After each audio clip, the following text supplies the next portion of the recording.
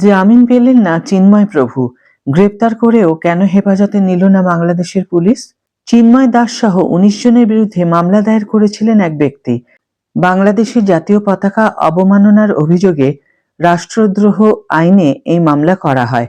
গতকাল ঢাকা বিমানবন্দর এলাকা থেকে চিন্ময় দাসকে গ্রেপ্তার করা হয়। তার গ্রেপ্তারির প্রতিবাদে বাংলাদেশের বিভিন্ন প্রান্তে হিন্দুরা প্রতিবাদে সামিল হয়। Hi everyone, welcome back to my channel Anjana Byanjana. বন্ধুরা, তোমাদের সকলকে আমার এই ছোট্ট ইউটিউব চ্যানেলে স্বাগত জানাই।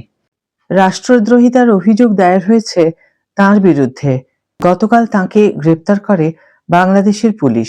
এবার ইসকনের সন্ন্যাসী চিন্ময় দাসের জামিনের আবেদন খারিজ করে দিল বাংলাদেশের আদালত। পুলিশ নিজেদের হেফাজতে না চাওয়ায় তাকে জেল হেফাজতে পাঠানোর নির্দেশ দিলেন চট্টগ্রাম ৬ষ্ঠ মেট্রোপলিটন ম্যাজিস্ট্রেট কাজী শরীফুল ইসলাম।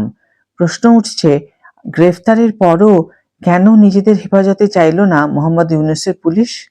হামলার প্রতিবাদে বাংলাদেশের সংখ্যালঘুদের যে আন্দোলন, তাকে থামাতেই কি গ্রেপ্তার করা হয়েছে ইসকনের সন্ন্যাসীকে? এই প্রশ্ন উঠছে এখন। গতকাল ঢাকা বিমানবন্দর এলাকা থেকে চিন্ময় দাসকে গ্রেফতার করা হয়। তার গ্রেফতারির প্রতিবাদে বাংলাদেশের বিভিন্ন প্রান্তে হিন্দুরা প্রতিবাদে সামিল হয়। এদিন সকাল 10টা 50 কঠোর নিরাপত্তায় ইসকনের এই সন্ন্যাসীকে আদালতে আনা হয়। সেই সময় আদালত প্রাঙ্গণে ভিড় করেন চিন্ময় দাসের ভক্তরা। এদিন আদালতে চিন্ময় দাসকে নিজেদের হেফাজতে চেয়ে আবেদন জানায়নি পুলিশ। তাই জামিনের আবেদন খারিজ করে চিন্ময় দাসকে জেল হেফাজতে পাঠানোর নির্দেশ দেন বিচারক। সম্প্রতি চিন্ময় দাসের নেতৃত্বে চট্টগ্রাম ও রংপুর সহ বিভিন্ন এলাকায় সনাতন ধর্মাবলম্বীদের ৮ দফা দাবি নিয়ে কয়েকটি সমাবেশ অনুষ্ঠিত হয়। চিন্ময় দাস বাংলাদেশ সনাতন জাগরণ মঞ্চের মুখপাত্র হিসাবে দায়িত্ব পালন করছেন। সনাতন ধর্মাবলম্বীদের কাছে তিনি চিন্ময় প্রভু নামে পরিচিত। এছাড়া তিনি পুণ্ডরিক ধামের অধ্যক্ষ। তার বিরুদ্ধে মামলার পর ইসকন প্রবর্তক ধাম অফিসিয়াল ফেসবুক পেজে একটি ভিডিও বার্তায় রাষ্ট্রদ্রোহ মামলা প্রসঙ্গে চিন্ময় কৃষ্ণ দাসের একটি বিবৃতি প্রকাশিত হয়।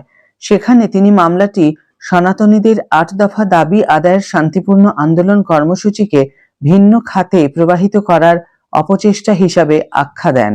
ওই বিবৃতিতে চিন্ময় কৃষ্ণ দাস বলেছিলেন, গত ৫ই অগাস্টের পর সনাতনীদের ওপর চালানো হামলা নির্যাতনের প্রতিবাদে আমাদের আন্দোলন। এই আন্দোলন বর্তমান সরকার কিংবা রাষ্ট্রের বিরুদ্ধে নয়। এদিকে চিন্ময় দাসের গ্রেফতারি ও জামিন মঞ্জুর না হওয়া নিয়ে উদ্বেগ প্রকাশ করেছে ভারতের বিদেশ মন্ত্রক। এক বিবৃতিতে বিদেশ মন্ত্রক জানিয়েছে, চিন্ময় দাসের গ্রেফতারি এবং জামিন না হওয়া যথেষ্ট উদ্বেগের। বাংলাদেশে হিন্দু সহ সংখ্যালঘুদের সুরক্ষার জন্য পদক্ষেপ করতে মোহাম্মদ ইউনূসের নেতৃত্বাধীন অন্তর্বর্তীকালীন সরকারকে বার্তা দিয়েছে। বাংলাদেশে চরমপন্থীদের হাতে আক্রান্ত হচ্ছেন হিন্দু সহ সংখ্যালঘুরা। তার উপর এই ঘটনা। সংখ্যালঘুদের বাড়ি ও দোকানে লুট এবং আগুন লাগিয়ে দেওয়ার নথিভুক্ত মামলা রয়েছে। বিদেশ মন্ত্রকের তরফে আরও বলা হয়, অপরাধীদের বিরুদ্ধে ব্যবস্থা না নিয়ে শান্তিপূর্ণ জমায়েতের মাধ্যমে একজন ধর্মীয় নেতা বৈধ দাবি জানানোয় তার বিরুদ্ধে মামলা হচ্ছে। চিন্ময় দাসকে গ্রেপ্তারের পর সংখ্যালঘুদের শান্তিপূর্ণ আন্দোলনে হামলা চালানো হয়েছে। এটা উদ্বেগের বলে বিবৃতি দিয়েছে বিদেশ মন্ত্রক। চিন্ময় প্রভুর গ্রেপ্তারি প্রতিবাদ করলে হিন্দুদের ওপর পাল্টা হামলা চালানোর অভিযোগ উঠেছে বাংলাদেশ পুলিশ এবং সেনার বিরুদ্ধে। বাংলাদেশের বিভিন্ন অঞ্চলে হিন্দুদের উপর হওয়া অত্যাচারের ঘটনার নিন্দা জানিয়ে বাংলাদেশ সরকারকে কড়া বার্তা দিয়েছিল ভারত। সেই নিয়ে এবার পাল্টা মুখ খুলল ঢাকা। বাংলাদেশের হিন্দু সন্ন্যাসী চিন্ময় কৃষ্ণ দাস প্রভুর গ্রেপ্তারি নিয়ে গতকালই উদ্বেগ প্রকাশ করে বিবৃতি দেয় ভারতের বিদেশ মন্ত্রক। রাষ্ট্রদ্রোহিতার মামলায় গ্রেপ্তার করা হয়েছে চিন্ময় প্রভুকে। এদিকে চিন্ময় প্রভুর অনুগামীরা এর প্রতিবাদ করলে তাদের উপর পাল্টা হামলা চালানোর অভিযোগ উঠেছে বাংলাদেশ পুলিশ এবং সেনার বিরুদ্ধে। বাংলাদেশের বিভিন্ন অঞ্চলে হিন্দুদের উপর হওয়া অত্যাচারের ঘটনার নিন্দা জানিয়ে বাংলাদেশ সরকারকে কড়া বার্তা দিয়েছিল ভারত। সেই নিয়ে এবার পাল্টা মুখ খুলল ঢাকা। কার্যত জানিয়ে দিল তাদের বিষয় যেন দিল্লি নাক না গলায়। চিন্ময় কৃষ্ণ দাসের গ্রেপ্তারি বাংলাদেশের অভ্যন্তরীণ বিষয় বলে আখ্যা দিয়েছে ইউনূস সরকারের বিদেশ মন্ত্রক। তাদের প্রকাশিত বিবৃতিতে ভারতের বয়ানের বিরোধিতা করা হয়েছে। বলা হয়েছে, বাংলাদেশের অভ্যন্তরীণ বিষয় নিয়ে ভারতের বিদেশ মন্ত্রকের প্রকাশিত এক বিবৃতি আমাদের দৃষ্টি আকর্ষণ করেছে। নির্দিষ্ট অভিযোগের ভিত্তিতে চিন্ময় কৃষ্ণ দাসকে গ্রেফতার করা হয়েছে। এরপরও অত্যন্ত হতাশা এবং দুঃখের সঙ্গে সরকার লক্ষ্য করছে, চিন্ময় কৃষ্ণ দাসের গ্রেফতারির বিষয়টি ভুলভাবে উত্থাপন করছে কেউ কেউ। ভারতের এই ধরনের বিবৃতি সত্যিকে ভুলভাবে তুলে ধরছে। পাশাপাশি দুই প্রতিবেশী দেশের বন্ধুত্ব ও বোঝাপড়ার পরিপন্থী এই বিবৃতি। বাংলাদেশ সরকার নাকি অসাম্প্রদায়িক দেশ গড়ে তুলতে বদ্ধপরিকর। তবে ভারতের বিবৃতিতে এই বক্তব্য প্রতিফলিত না হওয়ায় ঢাকার খারাপ লেগেছে। এই নিয়ে ইউনূস সরকার বলেছে, সব ধর্মের মানুষের মধ্যে সম্প্রীতি বজায় রেখে একটি অসাম্প্রদায়িক দেশ গড়তে সরকার প্রতিশ্রুতিবদ্ধ। তবে সরকারের সেই প্রচেষ্টা ভারতের এই বিবৃতিতে প্রতিফলিত হয়নি। বাংলাদেশে জনগণের ওপর গুরুতর মানবাধিকার লঙ্ঘনের বিচারহীনতার যে ধারা চলে আসছিল, তার সমাপ্তি টানতে সরকার দৃঢ় প্রতিজ্ঞ এবং সংখ্যাগুরু ও সংখ্যালঘুদের একই নজরে দেখা হয়। অথচ ভারতের বিবৃতিতে এসব বিষয়ে সম্পূর্ণ উপেক্ষিত রয়েছে। ধর্ম নির্বিশেষে প্রত্যেক বাংলাদেশী নিজেদের ধর্মীয় আচার অনুষ্ঠান পালন করতে পারেন বা মত প্রকাশ করতে পারেন। সব নাগরিকের, বিশেষ করে ধর্মীয় সংখ্যালঘুদের নিরাপত্তা নিশ্চিত করা বাংলাদেশ সরকারের একটি দায়িত্ব। গত মাসে বাংলাদেশে যে শান্তিপূর্ণ দুর্গাপুজো পালন হয়েছে, তার মাধ্যমে এটি প্রমাণিত হয়েছে।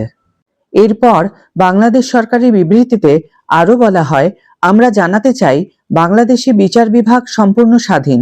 সরকার বিচার বিভাগের কাজে হস্তক্ষেপ করে না। আর চিন্ময় কৃষ্ণ দাসের বিষয়টি বর্তমানে বিচারাধীন। সরকার দেশে সাম্প্রদায়িক সম্প্রীতি বজায় রাখতে প্রতিশ্রুতিবদ্ধ। এই আবহে চট্টগ্রামে সাইফুল ইসলাম নামের এক আইনজীবীকে নৃশংসভাবে হত্যার ঘটনায় সরকার গভীরভাবে উদ্বিগ্ন। যে কোনো মূল্যে ধর্মীয় সম্প্রীতি বজায় রাখার জন্য বন্দর নগরীতে নিরাপত্তা জোরদার করছে কর্তৃপক্ষ। এর আগে ভারতীয় বিদেশ মন্ত্রকের বিবৃতিতে বলা হয়েছিল, বাংলাদেশ সম্মিলিত সনাতনী জাগরণ জোটের মুখপাত্র শ্রী চিন্ময় কৃষ্ণ দাসকে গ্রেফতার ও জামিন নাকচ করার বিষয়টি আমরা গভীর উদ্বেগের সঙ্গে লক্ষ্য করেছি। বিগত দিনে বাংলাদেশের চরমপন্থীরা হিন্দু এবং অন্যান্য সংখ্যালঘুদের উপর হামলা চালিয়ে গিয়েছে। সংখ্যালঘুদের বাড়িঘর ও ব্যবসা প্রতিষ্ঠানে অগ্নিসংযোগ ও লুটপাটের পাশাপাশি চুরি ও ভাঙচুরের ঘটনা ঘটেছে। এছাড়াও বিভিন্ন মন্দিরকে অপবিত্র করার একাধিক অভিযোগও উঠেছে। এটা দুর্ভাগ্যজনক যে যখন এই ঘটনার অপরাধীরা মুক্ত রয়ে গিয়েছে। তবে শান্তিপূর্ণ সমাবেশের মাধ্যমে ন্যায্য দাবি উপস্থাপনকারী একজন ধর্মীয় নেতার বিরুদ্ধে অভিযোগ আনা হয়েছে। আমরা শ্রী দাসের গ্রেফতারের বিরুদ্ধে শান্তিপূর্ণভাবে প্রতিবাদকারী সংখ্যালঘুদের উপর হামলার বিষয়টিও উদ্বেগের সাথে নোট করছি।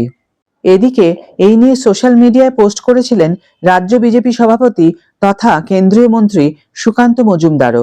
তিনি এই নিয়ে লিখেছেন, আজ দিল্লির দফতরে ইসকনের বার্তা বিভাগের আধিকারিক যুধিষ্ঠির গোবিন্দ দাসের সঙ্গে সাক্ষাৎ হলো। তার সঙ্গে বাংলাদেশে হিন্দুদের দুরবস্থা ও চিন্ময় প্রভুর অবৈধ গ্রেপ্তারি নিয়ে আলোচনা হয়েছে। সুবিচার ও ধর্মাচরণের স্বাধীনতার জন্য গোটা বিশ্বের অবিলম্বে একজোট হওয়া উচিত। আজকের ভিডিও এখানে শেষ করছি বন্ধুরা। ভিডিও যদি ভালো লেগে থাকে তাহলে অবশ্যই একটা ছোট্ট করে লাইক দিও, শেয়ার করো বন্ধুদের সাথে, কমেন্ট করে জানিও তোমাদের মতামত। যারা এখন আমার চ্যানেলটিকে সাবস্ক্রাইব করোনি, তারা অবশ্যই চ্যানেলটিকে সাবস্ক্রাইব করে আমার পাশে থেকো। আর যারা অলরেডি সাবস্ক্রাইব করে দিয়েছো, তাদের জন্য আমার অনেক অনেক অনেক ভালোবাসা এবং অনেক ধন্যবাদ। আজ তাহলে বিদায় বন্ধু, দেখা হবে পরের ভিডিওতে। ভালো থেকো, সুস্থ থেকো।